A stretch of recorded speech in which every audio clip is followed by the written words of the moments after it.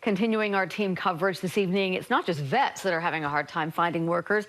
Really, it's hitting just about every industry, and companies are having to get creative to hire and keep their workers. Yes, they are. So what exactly is it that employees want? We asked KSL consumer investigator Matt Gephardt to look into it. Matt, what'd you find?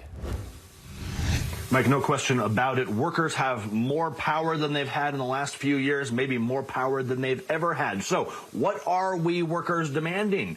You ask. KSL investigates. You may assume that the deal between a boss and a worker largely comes down to compensation, and you'd be right to a point, says John Waddleman of Homebase. They like to have a positive and uplifting experience at work. In lieu of the current job market, Homebase conducted a survey which they shared with the KSL investigators. What do employees say that they want? Things like a short commute, flexible hours, and a good company culture are high on the list. And even more so than pay, workers say they want good company leadership. The number one factor that people are looking for when choosing a job was company leadership.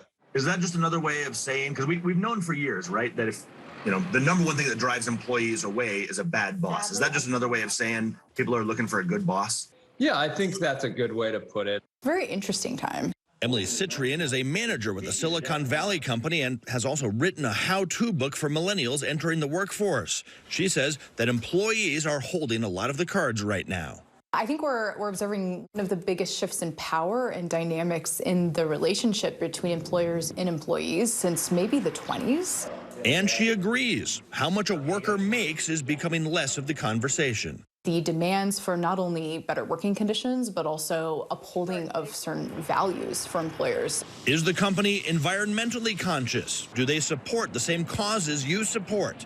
In this market, those types of things can be the difference between a worker taking a job or passing. It's taken employers a bit to really get used to the new normal and meeting the ever-changing demands of the labor force as it is today.